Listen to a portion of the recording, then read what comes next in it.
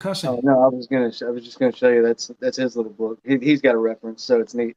Yeah. Anyway. Oh, nice. And howdy, everybody. Welcome to Word Redeux 6. Today we're doing Genesis 11 and 12. Matt, howdy, Landon. Howdy, little bit. Howdy, Colby. Hello, hello.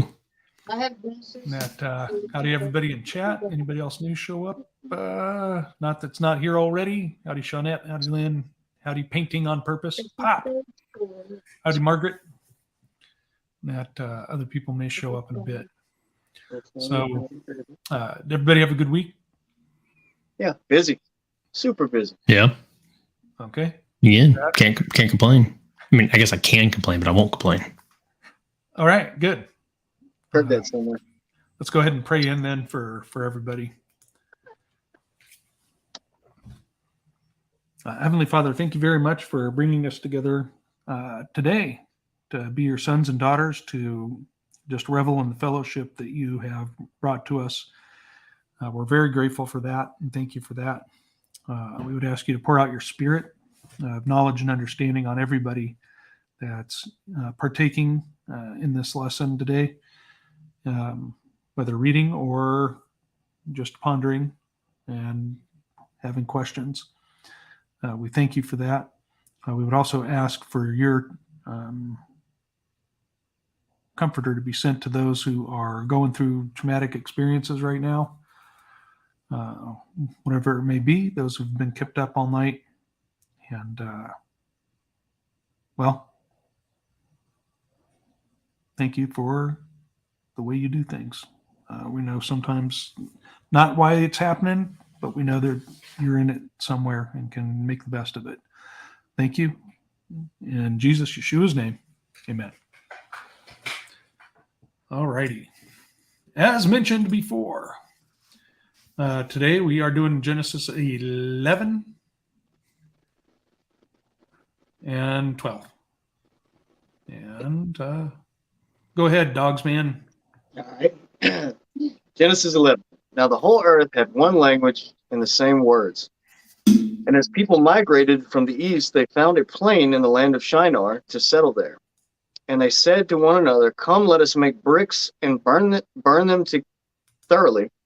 And they had brick for stone and bitumen for mortar. Then they said, "Come, let us build ourselves a city and a tower that its top in the heavens. And let us make a name for ourselves, lest we be dispersed over the face of the whole earth." And the Lord came down to see the city and the tower, which the children of man had built. And the Lord said, "Behold, they are one people, and they have all one language.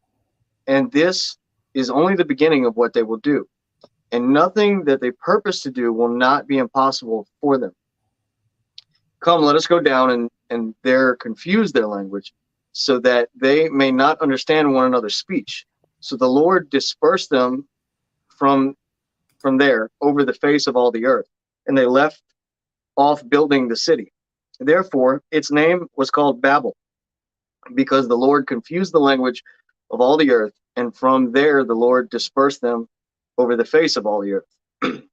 These are the generations of Shem. When Shem was 100 years old, he fathered Arpachshad 2 years after the flood. And Shem lived after he fathered Arpachshad 500 years and had other sons and daughters. When Arpachshad had lived 35 years, he fathered Shelah. And Arpachshad lived after he fathered Shelah 403 years and had other sons and daughters. When Shelah had lived 30 years, he fathered Eber. And Shelah lived after he fathered Eber 403 years and had other sons and daughters. When Eber had lived 34 years, he fathered Peleg. And Eber lived after he fathered Peleg 430 years and had other sons and daughters. When Peleg had... Oh, wait, I think that's my spot. Okay, verse 18. And Peleg lived 30 years and begat Reu. And Peleg lived after he begat Reu 209 years and begat sons and daughters. And Reu lived 32 years and begat Serug. And Reu lived after he begat Serug 207 years and begat sons and daughters. And Serug lived 30 years and begat Nahor. And Serug lived after he begat Nahor 200 years and begat sons and daughters. And Nahor lived 29 years and begat Terah.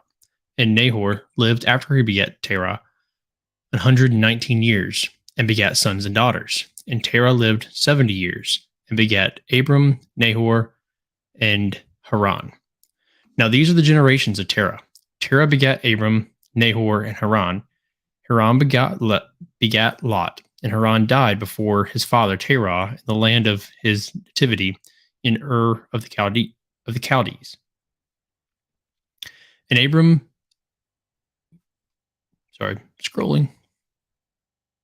And Abram and Nahor took them wives. The name of Abram's wife was Sarai, and the name of Nahor's wife was Milcah, the daughter of Haran, the father of Milcah and the father of Iscah. But Sarai was barren. She had no children. And Terah took Abram his son, and Lot, the son of Haran, his son's son, and Sarai, his daughter-in-law, his son Abram's wife, and they went forth with them from Ur of the Chaldees to go into the land of Canaan. And they came unto Haran and dwelt there. And the days of Terah were 205 years, and Terah died in Haran.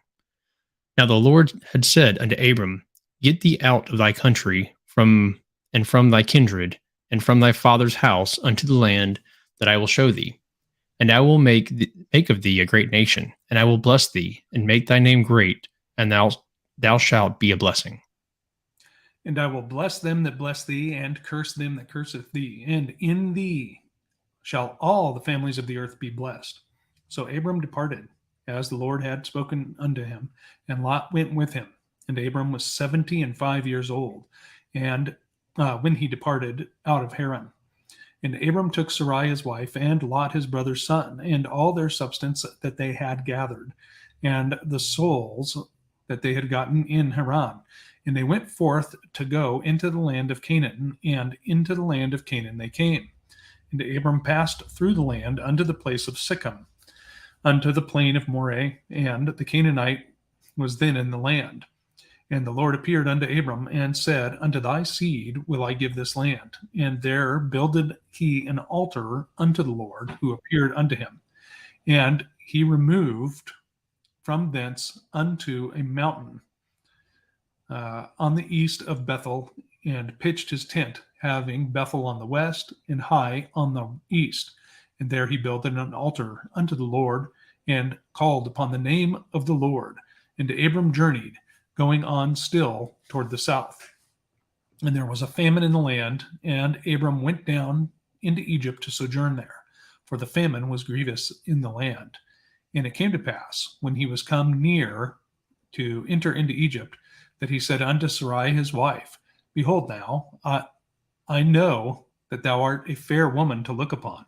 Therefore it shall come to pass, when the Egyptians shall see thee, that they shall say, This is his wife, and they will kill me, but they will save thee alive. Say, I pray thee, thou art my sister, that it may be well with me for thy sake, and my soul shall live because of thee.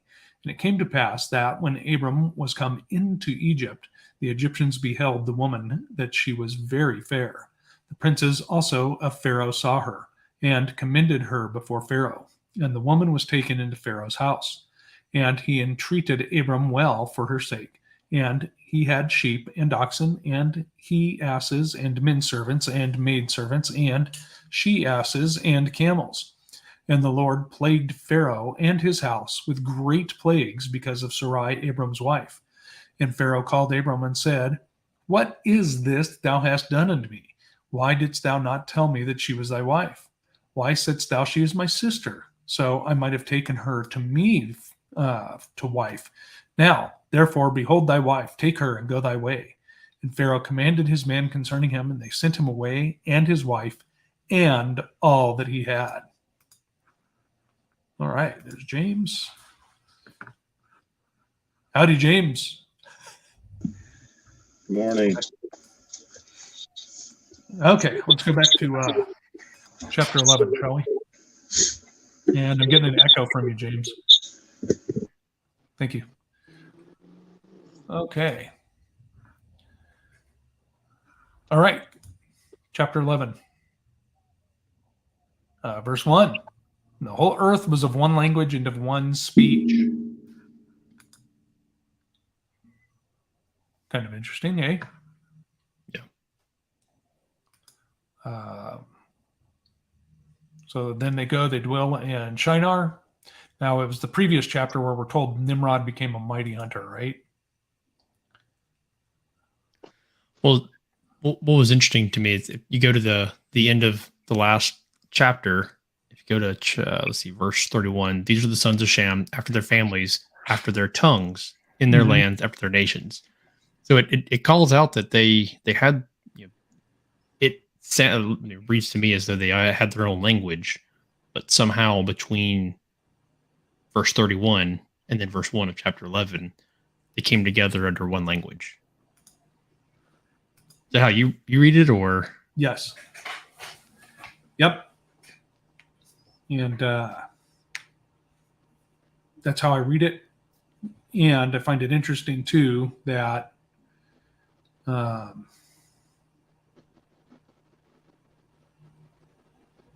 as they get gathered there, they're all speaking the same language,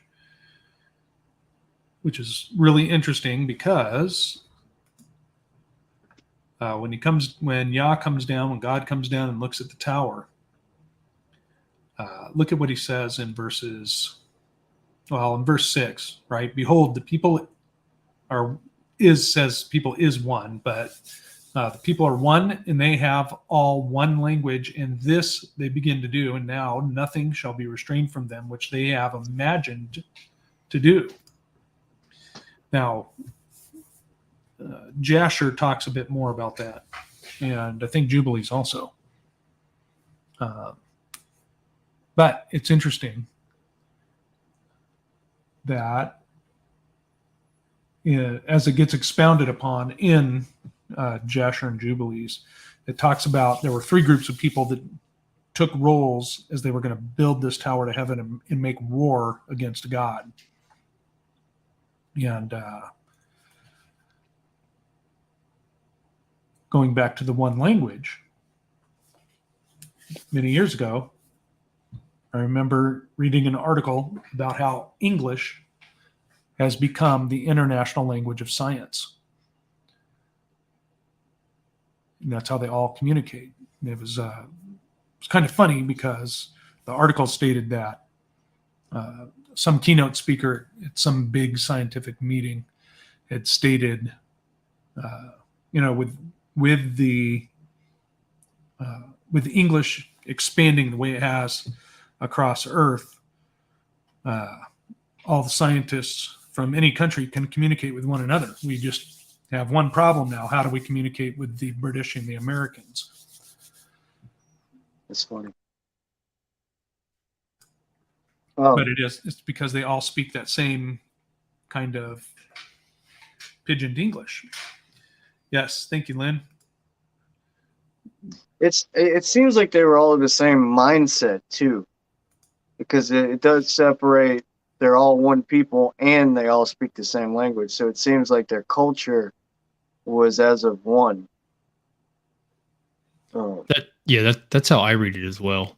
What's interesting though, if you look at just the canonized scripture right here, again, I'm not saying that Jasher isn't correct, but it's interesting. It doesn't mention anything about evil intent from men. It doesn't mention anything about like anything that was, I guess, wrongdoing per se. I mean, I think we all understand like the heart of man is corrupted, and so when you bring everyone together and they can do whatever they imagine to do, I think that's where it gets interesting. It's like God looks down, sees the people, and is like, okay, they are all of one language. They are all of one mindset. So now nothing can restrain kind of what they're capable of at this point, which again almost feels like, hey, maybe is this I'm going to proactively scatter before things can get really bad, before we can get into another situation where, as in the days of Noah, just evil was running rampant. So I don't know. It's just interesting point of, because it doesn't say it explicitly in Genesis, but I do. That's the intent I kind of read out of it, though. So yeah, I agree with that. But it's also interesting. Look at what men are saying in verse 4. Right? Let us make a name, right? The way I'm seeing it, let us make a name for ourselves. Yep. Lest we be scattered abroad upon the whole face of the whole earth. So right there, they're in open and direct disobedience to what they were told, which is It's true. Spread out across the face of the earth and replenish. It's a really good point, because in chapter 10, he explicitly tells them to scatter. And yep, and they're all, told you can go to this area, you go to that area, and that is also too where I believe it comes in with Nimrod, right? Being what does it say? He began to be a mighty one. He was a mighty hunter before the Lord in verses 8 and 9. What was he hunting? Right? Well, if you look at today, when a company wants to expand their base, what do? They send out the headhunters, right? They recruit people into their company. Well, he wanted to build the tower to God, or not to God, to heaven, and take on God.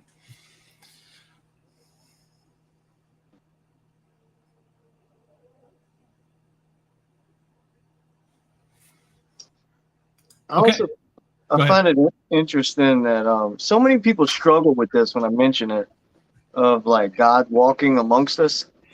Because it says, let us go down and confuse the language. Like, and I'm pretty sure I just, in my own head, I have it visualized of him walking around the city going, look at what they're doing. Like, they're going to keep going. There's nothing that's going to stop them. And I think, I don't know, people struggle with that, because I've talked about this with some other believers, and they're just, anytime I mention like, you don't think it's possible God could be in like human flesh walking past? You could have a conversation with him, and based on how you treat him, judgment later. I'm just saying it's possible, but that speaks to me as he was walking around within the city, looking at it from boots on the ground, but to where other people wouldn't notice. Just my thoughts on it. But. No, I can see that. Right?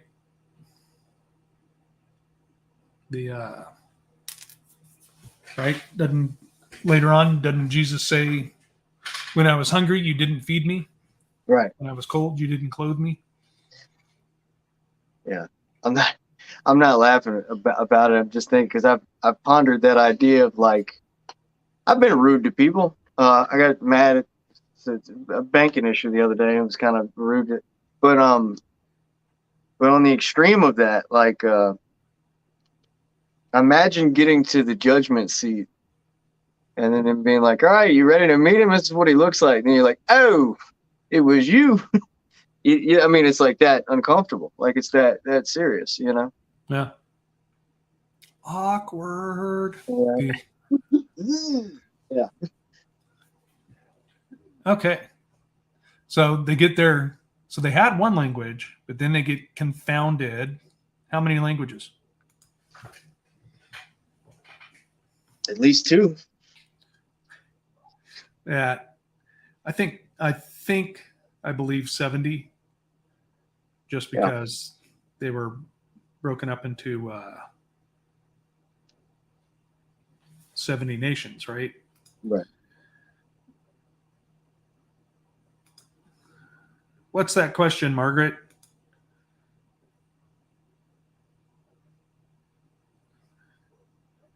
Now, where is the word confusion? I see confound.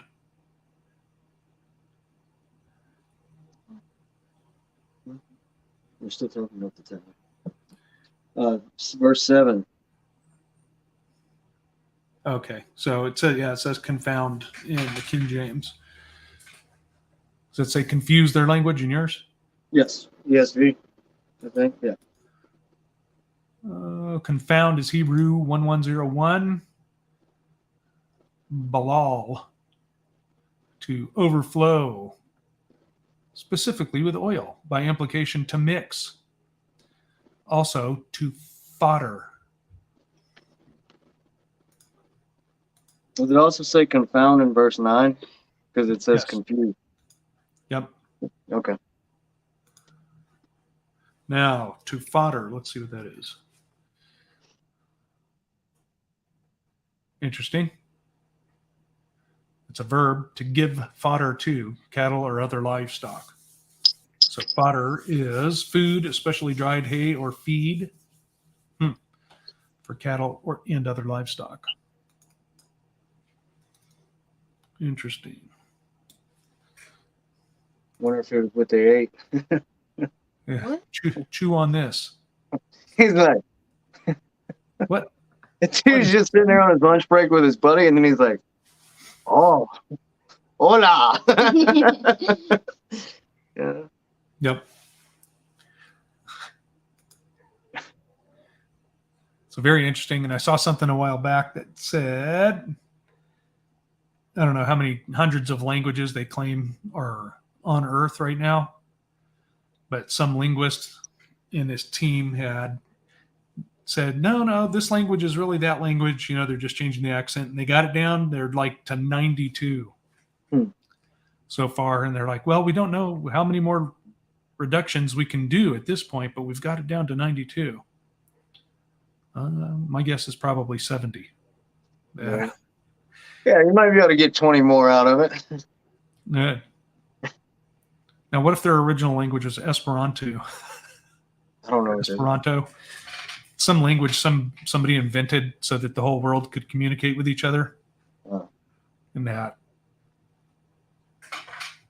I don't know anybody that speaks it. I don't think. Didn't catch on, huh? No, it's on Duolingo though. Oh.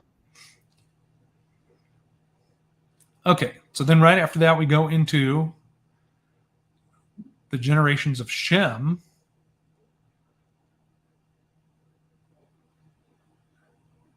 And we go down through that until we get to Terah. Do you know if anyone's put all of the years like kind of next to each other on like a line? Because you see like the years slowly start declining.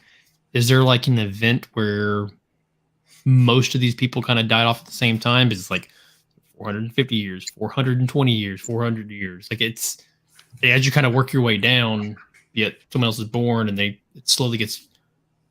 I've never actually done that. It'd be interesting to kind of to do that and see if there's like some correlation as to within that timeline if a majority of them died within a certain period.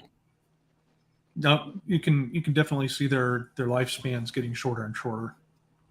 But I'll also tell you what stood out to me because it makes me think of the corruption of youth today, the different medias that are used to expose younger minds to things that they shouldn't have to, in public media, I mean. But all right, so a few chapters back, they had their first babies at like a couple 100 years old.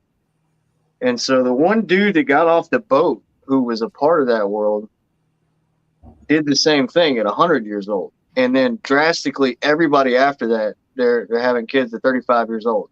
They're still living for a while, but he's the last one, I mean, at least in this chapter, from the old world, kind of following that model. And then everybody after him is they're not even 50 yet. So that jumped out to me, and I wondered what was that from Babylon, or is that I don't know. It stood out to me.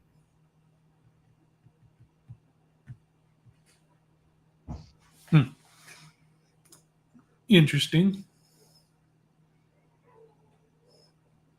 Maybe it's because they knew that. Well, maybe it's because they were told to replenish the earth. You better get busy. Yeah.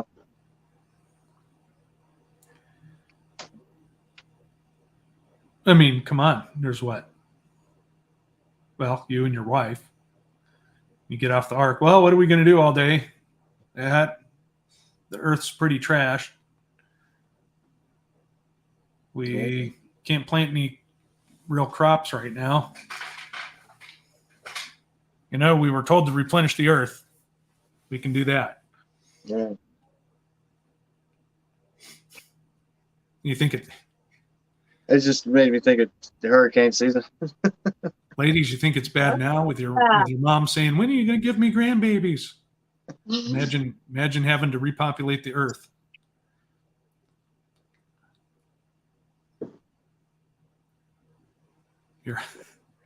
Where are my grandbabies? There's only 4,000 of us alive right now. Come on. I want babies, grandbabies, and great grandbabies.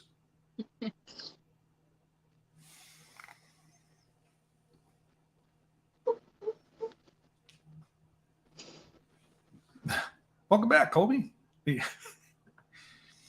Sorry, some technical issues. Uh-oh. Okay. Got any input on this, James?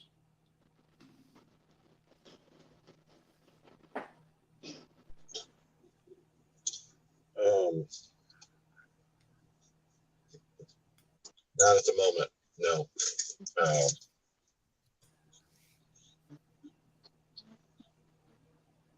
Okay. Other than I find it interesting that they all came to one understanding, one language when they were lifting themselves up, rising themselves up to the heavens, building the tower. They were all of one accord. Like that's kind of what everyone today they're saying we're all one in Jesus, even we're equal to Jesus.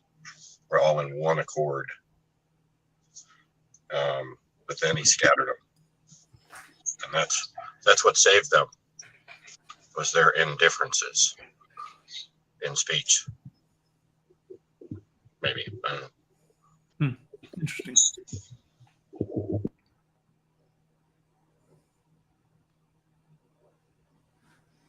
And that. So, what do you think about Abram's trip down into Egypt here?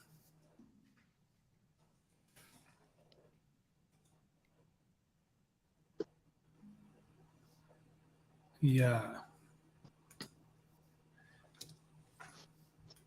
I just find that interesting.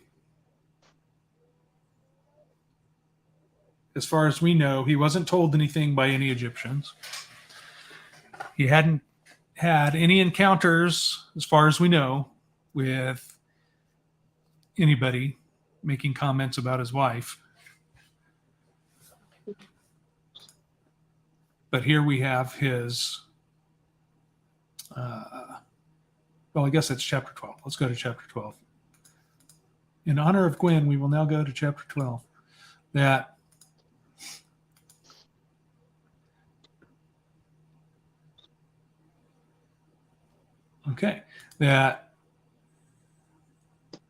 Well, let's start off at the beginning of the chapter. This is the first promise he gets. It's a prophecy of Messiah as well, of Christ, right?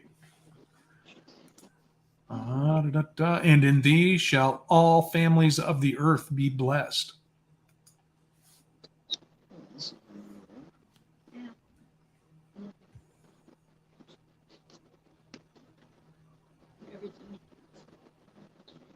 No? None? Especially those of us, if you have, questionable recent ancestry, but you've come to salvation in Jesus Christ, Yeshua Messiah. Isn't that a blessing on your family?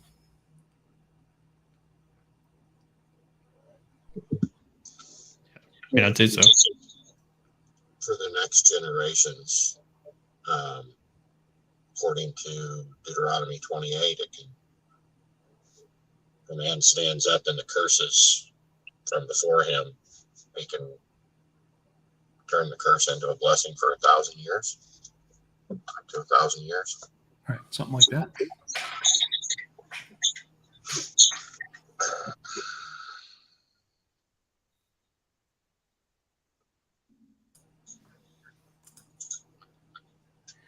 I wonder, I mean, is that like, boom, all of a sudden you got 1,000 generations of blessing?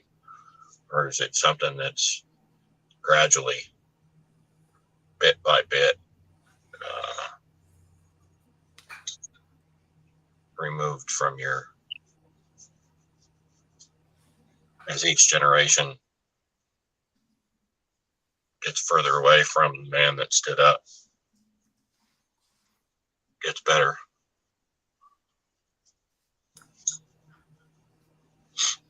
I don't know. That's a good question.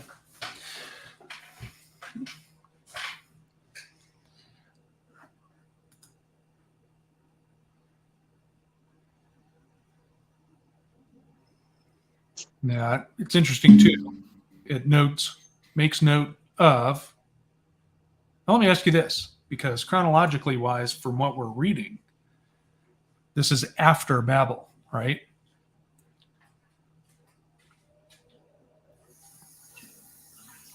Yeah. Yeah. Yep. I mean, let's see here.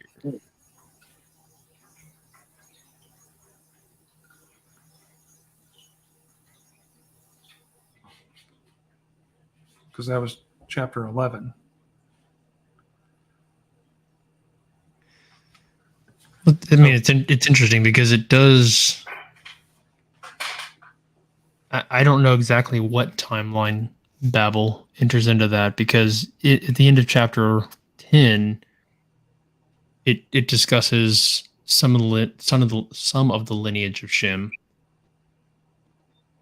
and then it talks about Babel, and then again in chapter 11 it goes into a little more detail of the lineage of Shem through Abram, but it doesn't explicitly say at what point in there. I mean, we make assumptions at this point when Abram, God tells him to leave his family. Maybe again, I don't know. Maybe it's shortly after Babel. He says, "Hey, go south," or maybe it's sometime between then when nations have been established. Because it clearly would have been after Babel if Egypt has been established at that point.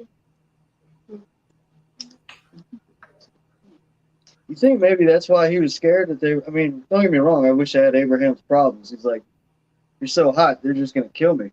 But if he couldn't speak the language, and I'm assuming that the only way to communicate with the king is through a translator, but that would add to the paranoia of being like, they're gonna smoke me because I'm in a foreign land and I can't even talk. And again, I'm speculating, but it logically makes sense to me.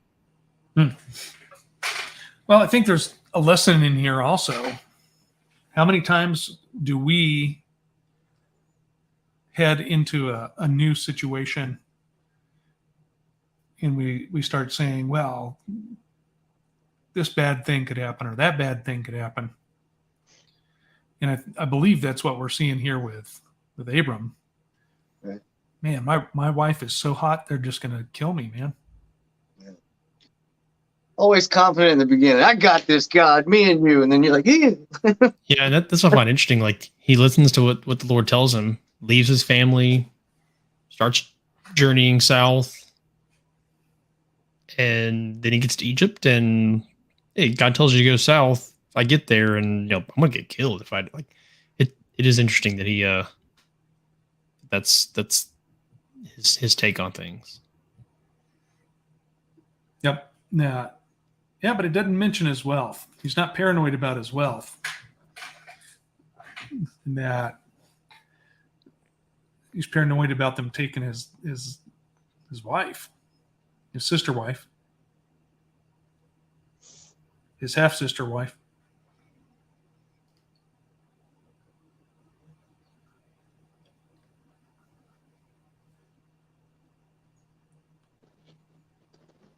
I don't know. There's something there. Yeah. Point. Oh, that's a good speculation.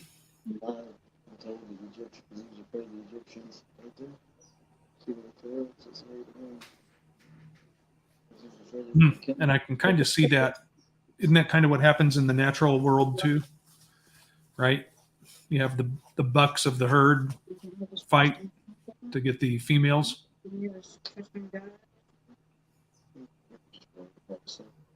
The males of the herd. I said bucks, I think.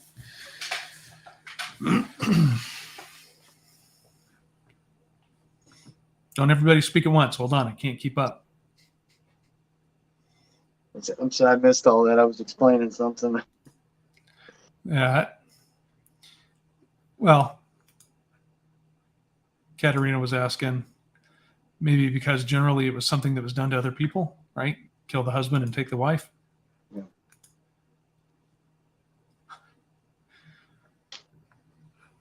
Maybe. Yeah. It's hard to say. We won't know. I don't know. Oh, it's an awful lot of Western movies.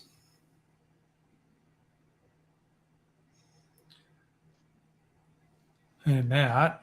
So what is the substance? All their substance, is that their possessions?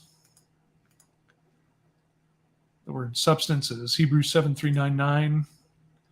Rekush. Property. Gathered. Good, riches, substance.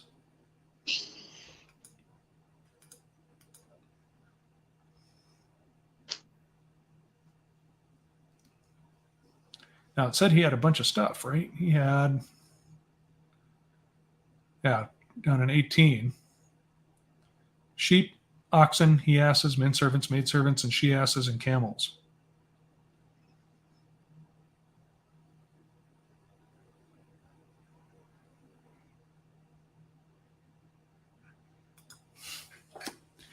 Now the timing of this is a little different than where you may read about it other places also.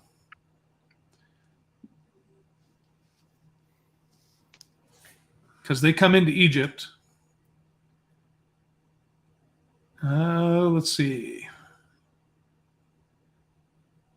Sarah gets brought into Pharaoh's house, and then it talks about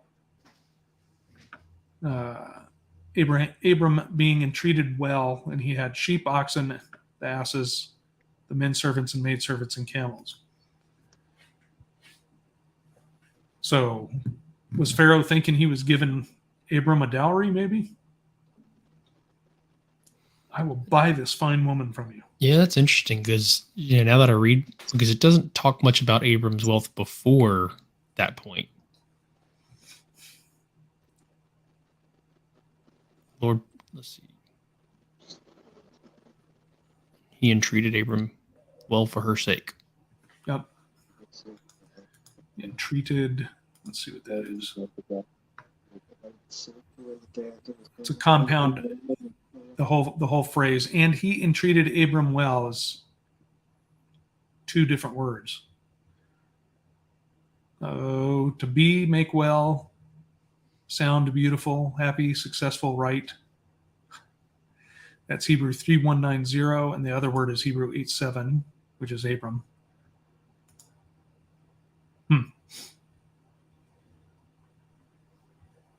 Sounds like there could be a lot of over translation in that. Yeah, but it is interesting. I mean, I don't like reading through that again. It almost gets this, like, sounds as though Pharaoh, like you said, gave him some sort of dowry for Sarai, since he thought that it was Abram's sister that was just traveling with him. Said, "Hey, if I'm going to take her for a wife, I'll give you something in return."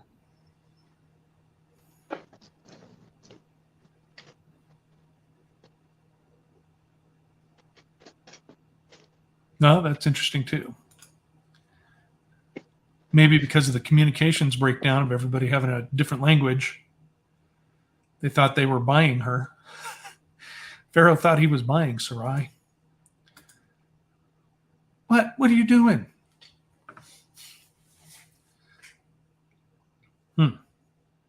Do we know that Pharaoh like absolutely took her as his wife, or if it was the plan was to take her as his wife, and somewhere in the process he was plagued? I believe it got interrupted.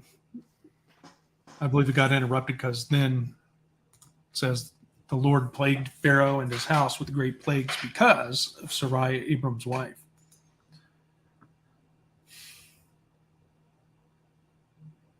Yeah. And it even says like when Pharaoh was confronting us, it says, "Why sayest thou she is my sister? So I might have taken her to be Right. to me to wife." Again, this is obviously a translation, so Yeah. Translation of a translation. yeah. So, I mean, it's I don't know.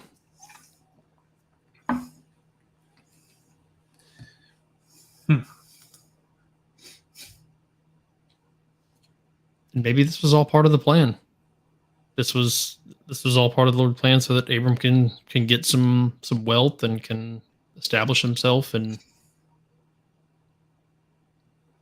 again, not saying that that's ideal. I don't know. It doesn't particularly say that the Lord was displeased, or it doesn't really get into that.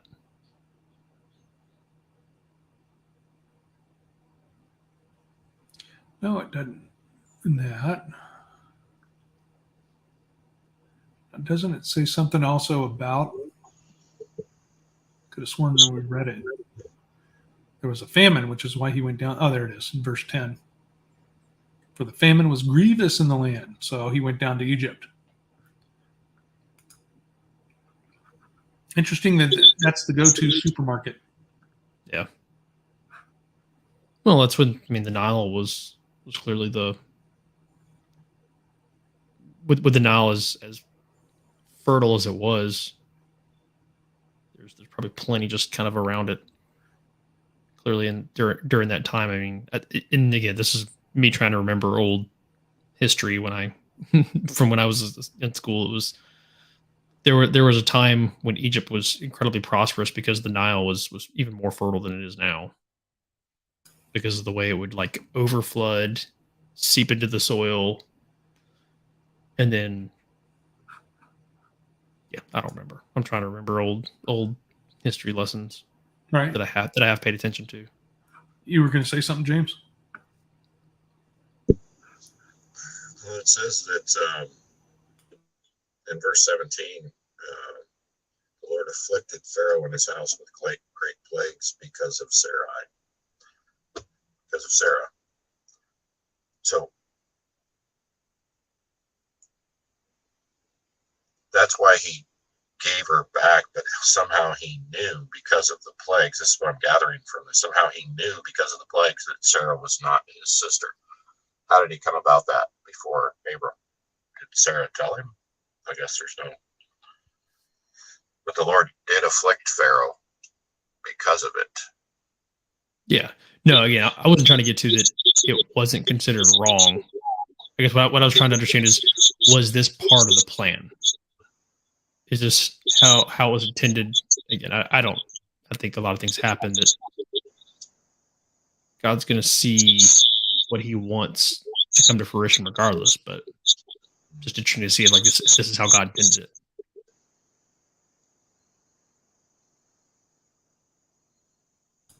Yep.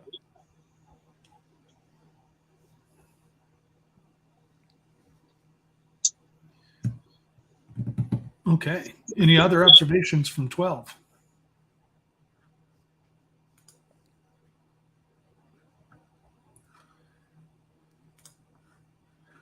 Tell you, my wife would be pretty upset if I said, "Hey, tell people you're my sister." And if she's listening in, she'll probably put a comment in there. I guess just one other thing that stands out is it's not so much that he gave him the stuff, but like they were like, "Go," like you can't stay here, you know. Don't even care. Get away. Yeah. Right. I wonder if he Cut my loss. he had some money along with Huh? him. He did. He did. Well, that's how he got some of his wealth. He got free stuff for nothing. Well, I wouldn't say nothing. Well, I'm sure he probably it wasn't for nothing at first. Sarai probably never let him hear the end of it. I'm surprised Pharaoh didn't track him down. No, he wanted him to go because Mm. it said God afflicted. There was a plague that he put on all of Pharaoh's kingdom, and Pharaoh knew that it was from the God of Abraham. So he was like, "Take all this stuff, get out of Egypt." Bye. You'd think, like, with the amount of times that God inflicted plagues onto Egypt because of various things, like by the time like Moses came along and like just a couple plagues started coming through, like they'd have that kind of documented and being like, hey, let's not mess with these people. Like it can get real bad real quick, which obviously it did, but Well, the interesting thing about that, though, is if there's nothing new under the sun and they repented not of their pharmakia, you just cover the symptom. You know what I mean? Like, I see that everywhere with issues here today. And I know it was a different circumstance, but it kind of reminds me of that mindset.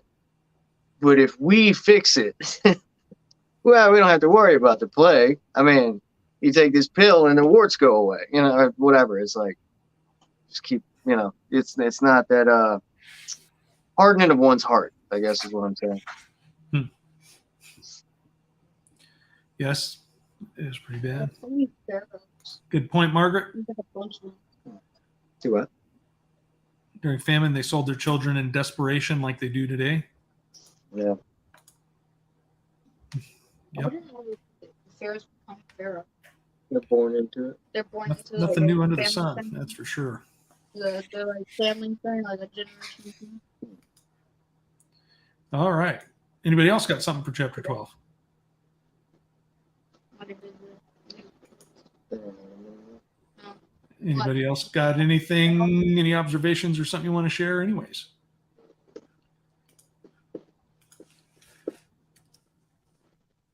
I don't know. nope, I'm good. Anything else about upcoming art festivals or anything? It's like you were shaking your head no and looking at me at the same time. No? Nothing? Nope. Air show circuits? It, Drag racing? Real ones with cars that go like 400 miles an hour. That. Okay. Thanks for reading, Landon, a little bit. Colby, James, everybody, thanks for coming. We'll be back next week. I'm going to put out some other study videos, I think, this week. Some interesting stuff going on. Anyways, everyone, I love you all. Bye. Like, you share, guys listen. subscribe. Later. Bye. Diddly. Bye. Bye.